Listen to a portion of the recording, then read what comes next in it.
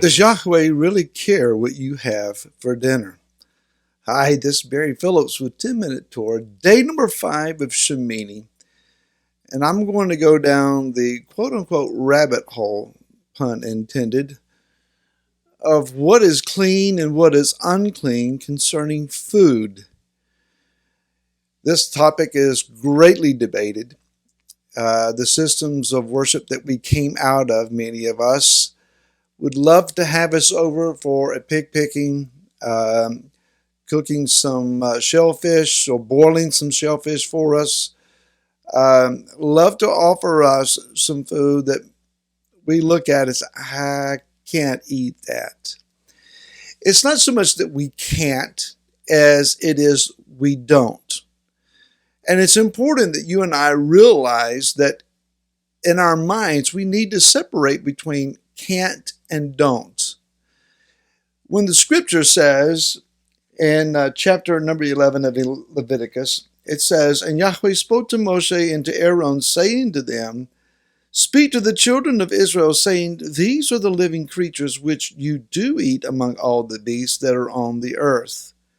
And then he goes on to explain whatever has a split hoof completely divided, chewing the cud among the beasts that you do eat.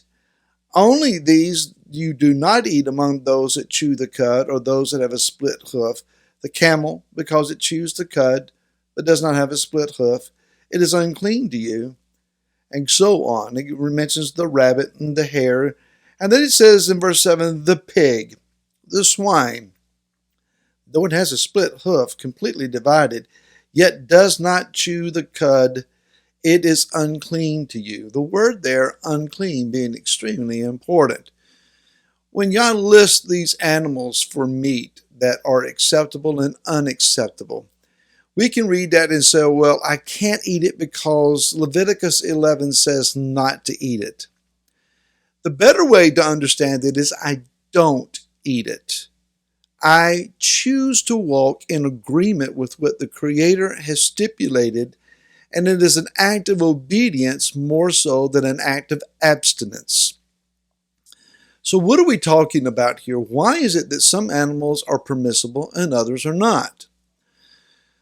It comes down to a subject and a topic that is rarely taught in many church and denominational circles. That is the difference between clean and unclean. We're not talking about sin here. This is not sin and righteousness. This is clean and unclean. The Hebrew words being tameh and tahor. Tameh is a very important word to us, and it suggests something that maybe we don't think about in our culture. The word tameh references not only unclean meats, but it references also a wife when she is on her monthly cycle, what Hebrews refers to nidah. It also references one who is sarat, a metzora. Our understanding, though it's not exactly the same medical condition, but we would call them a leper. So one who has a skin malady, skin disease that requires one to be quarantined and isolated. We know all about that these days. A woman, when she is on her monthly flow, she should not be accessible to her husband in most respects. And then the food that comes from an unclean animal, Yah sees all of these the same way. And he's asking that you and I accept the boundaries that he has placed around these because they are his decreed boundaries. When I was a child, my mom would sometimes say to me something that she wanted me to do. She'd give me a command and say, go take out the trash, go mow the yard, go clean your room, etc. I would argue the point sometimes. Why do I have to do it? Sometimes the only answer that I got was, because I said so. Mom's authority was all the authority that was necessary for me to be compelled and commanded to do as she asked. I may not like it, I may not agree with it, but because mom said, therefore I had to do. In latter years, I learned to accept her wisdom. And then I found me saying the same thing to my kids when they protested, because I said to.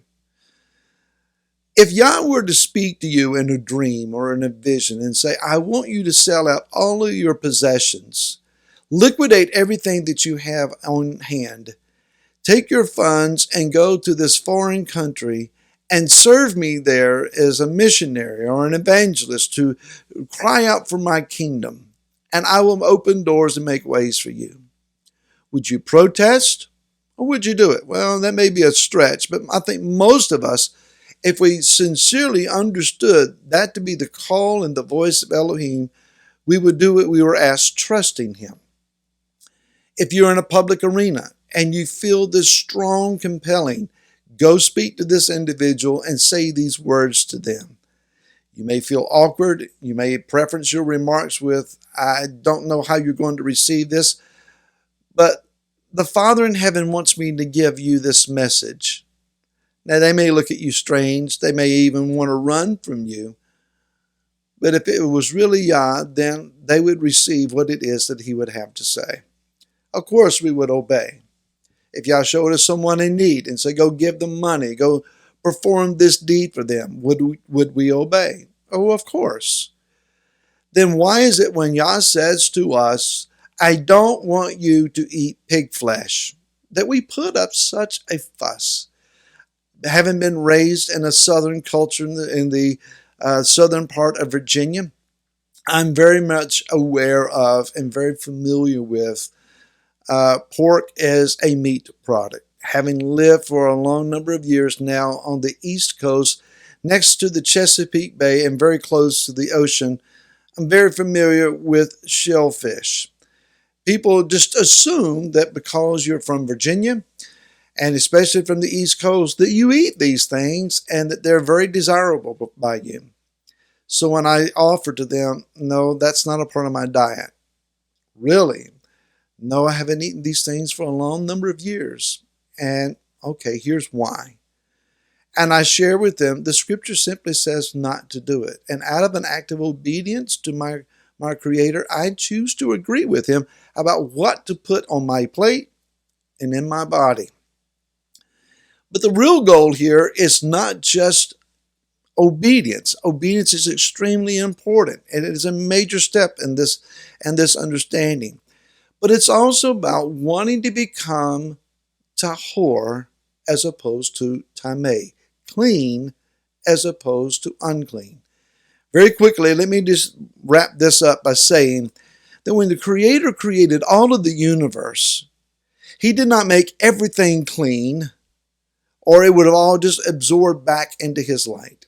He didn't make everything unclean, or else his light would not have been able to permeate anything. That's the key. Tameh talks about that which is impermeable. It means to be sealed off. The body, the human body, is considered tameh, but the soul and the spirit that is within it is considered tahor.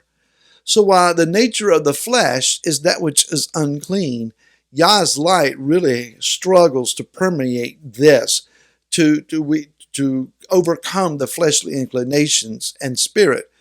But that which is righteous on the inside, our soul and our spirit, absorbs his light, and therefore we struggle between the spirit and the body, the spirit and the flesh.